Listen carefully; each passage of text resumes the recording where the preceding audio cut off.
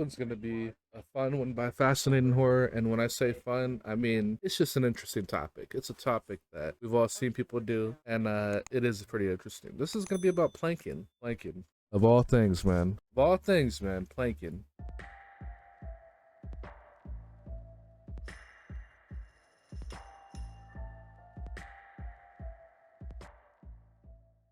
On the 15th of May 2011, police attended the scene of an accident in Brisbane, Australia. It appeared that a man had fallen from the 7th floor of an apartment building. Oh my god. As they questioned witnesses, it became apparent why. So he fell off of a fucking 7-story building. For some reason, I wanted to think that you could survive that. And now that I'm thinking about it, that sounds pretty big, bro. I don't think you're gonna survive that, man. I mean, unless you literally fell and like landed on something that broke the fall, you're not surviving that, man. Let's see why. The man had been engaging in an activity that had, very recently, been prominent in Australian news and rapidly gaining popularity on the internet. The man who had fallen from the balcony had been planking. Oh my god. Planking is an activity that consists of lying face down and immobile, usually with one's face against the ground and one's arms by one's side. It is often done for comedic effect. Okay, we gotta admit, this photo right here is fucking hilarious. Look at this photo right here. This is so funny. He's just like, oh, let me get a Coke, let me get a Pepsi, oh, let me get a soda. He's just up here planking on the top of the fucking vending machine. This is too much. People either plank in public places to see what reactions their unusual behavior might provoke from passers-by, or in strange or amusing locations to document and share online. Activities similar to planking have been traced back to as early as the 1980s. One of the earliest recorded instances is found in the 1984 yearbook of Woodway High School in Edmonds, Washington. Planking was a fad amongst a small group of students at that high school. It began when two boys were walking through a park, came across a baseball game, and decided to lie face down nearby to see if they could distract the players. This activity struck them as so amusing that it soon became a popular activity among their friends. That's pretty funny. They called it face dancing. Many years later, in 2007, two schoolboys in England came up with a similar game. They and their friends began to share pictures of themselves. Dude, they're literally on Abbey Road planking. That's what that looks like. This dude's on a mailbox. This guy's on a roof. This dude's on a fucking rock on the mountain. This is crazy, bro. Look at all these people. Dude, he's hanging out the car. This is fucking so hilarious that people were doing this. What the fuck, man? On an ironing board, on the top of a truck. Like, oh my god. Lying face down in unusual places, much to the puzzlement of passers-by. One of the group created a Facebook page, spreading the game beyond their immediate friendship circle. They called it the Lying Down Game. The first people to refer to the activity as planking were a group of friends from Adelaide in Australia. With no knowledge of face dancing or the lying down game, they came up with the idea of lying face down in public places as a harmless prank, and started a Facebook page to collect photographs of people doing this in 2008. Over the next few years, planking became steadily more popular, helped greatly by reports on the craze in the news. This is funny. Some outlets published stories about planking in general, what the fuck, bro? How swiftly the activity had gained popularity. However, planking also made the news when it went wrong, or when it was done in a particularly spectacular fashion. At the same time, pictures of planking posted on social media would attract a lot of attention. Dude, he planked on the top of this fucking little mountain. I mean, I don't know how big this is. It doesn't show you the bottom, but dude, how did he get up there to do this? This looks ridiculous. And a large number of likes and shares. Again, the effect was greater when the plank went wrong or when it was done in a particularly daring or unusual location. This led to people attempting to plank in more and more surreal or hazardous locations. Oh my god. There were numerous minor accidents, the videos of which were, in some cases, more popular than pictures of successful attempts at planking. Fuck. Many photographs and videos were shared via Facebook, Twitter. What is this guy doing, bro? He's like, hey, can you get a picture of me planking on this rooftop? He's like, yeah, just stand right there. He's like, get the rooftop in the back. He's like, yeah, I'm gonna just go over there and plank. Where the fuck, like, oh my god, dude, this is so ridiculous. This is such a ridiculous thing to do. What the fuck are people doing, man? And YouTube. But there also existed independent sites designed to share, collate, rate, and review interesting attempts at planking. As time went on, at least 2 young people suffered severe injury after falling while attempting to plank. The first was an 18-year-old Italian boy who fell from the roof of a building onto an awning and from there onto the ground, a total my fall God. of 10 meters or about 39 feet.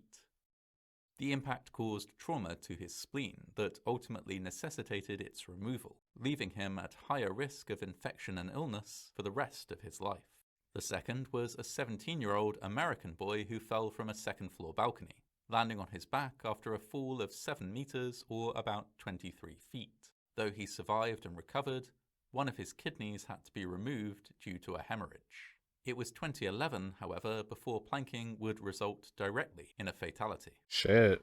In the early hours of the 15th of May 2011, 20-year-old Australian man Acton Beale and a friend were returning from a night out in Brisbane. On their way home, they planked in several places for their own amusement.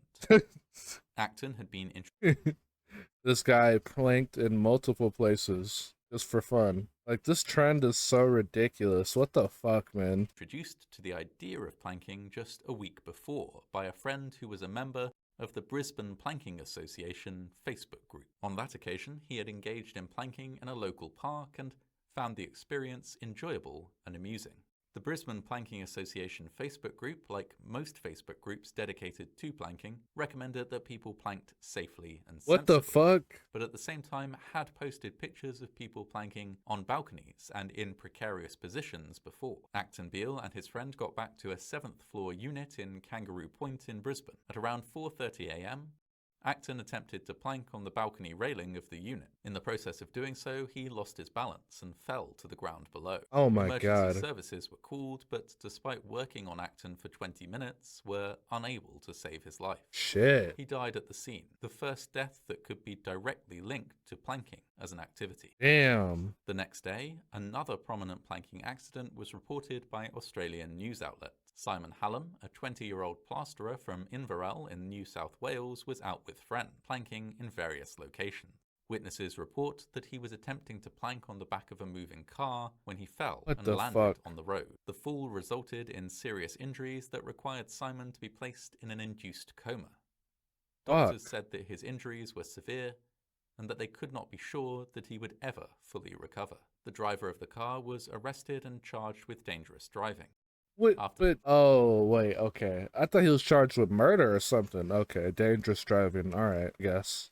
After some investigation, witnesses disagreed on whether Simon had been attempting to plank or to car surf, an activity which involves standing on top of a moving car rather than lying flat. Whatever the reason for the accident, it was generally reported as an accident as a result of planking. 2 high-profile accidents in as many days generated a great deal of media interest. Most of it focused on the perception that planking as a craze was out of control and unsafe. As news of these accidents was reported around the world, numerous attempts were made to ban or restrict planking. Although there were suggestions in some countries, including Australia, that planking should be made illegal, this was considered impractical and impossible to enforce. Right. Instead, irresponsible planking was generally punished using existing public nuisance laws or by private institutions. In New York, an employee of the video game retailer GameStop was fired from a job he had held for 4 years after pictures of him planking in his workplace were posted on Twitter. Although the shop appeared to be empty at the time, GameStop alleged that he had taken the pictures whilst on duty and that posting them amounted to gross negligence. He was therefore denied unemployment benefits following his dismissal. In the UK, 7 employees in the Accident and Emergency Department of the Great Western Hospital in Swindon were suspended for planking while at work. They faced disciplinary action after photographs of them planking on the floor of the hospital were posted on Facebook. Their actions were not considered to pose a physical danger to themselves or others, but rather to be unprofessional and in breach of rules relating to infection prevention and control. In Australia, police charged 3 men with a public nuisance-related offence after they were seen attempting to plank on top of a moving vehicle in the city of Toowoomba in Queensland. They were issued with on-the-spot fines, while the driver of the vehicle was required to attend court on charges of dangerous driving. Around the world, many many more people were fined, injured, or lost their jobs as a result of planking. Interest in planking as an activity peaked in 2011 and declined swiftly thereafter. Other crazes gained popularity, and planking-related stories stopped regularly appearing in the news. Wow. Over time, the popularity of planking declined dramatically. Look at this guy's face. Like, he looks so happy that he got that photo. He's like, dude, this is going on my Instagram ASAP. Of the planking craze of 2011 was a short one, but it had several things in common with other crazes that have ultimately resulted in death or injury. In particular, the sharing of images on social media, incentivizing more and more dramatic pictures and stunts. Planking, as invented by a pair of British schoolboys in 2007, or a group of Australian friends in 2008, or as a prank by a group of high school kids in 1984, is essentially a harmless activity. An odd, absurd prank that small groups of people have been enjoying for generations. That's funny. In the internet age, however, this and other pranks have the potential to accelerate to a degree that can be dangerous or, in rare instances, even deadly. Oh my god. Dude, that was so motherfucking funny, dude. Like, liking and that's killing people? Bro, what the fuck? Oh my god, dude. I mean, these fascinating horror videos are just so good because it really does remind you of stuff that is just not talked about. It's like, what type of a craze was that where people are dying just to get a fucking Instagram photo? That's insane. Oh man, we gotta cover more topics like this, man. Fascinating horror, they killed it. They killed it. All I got to say, man.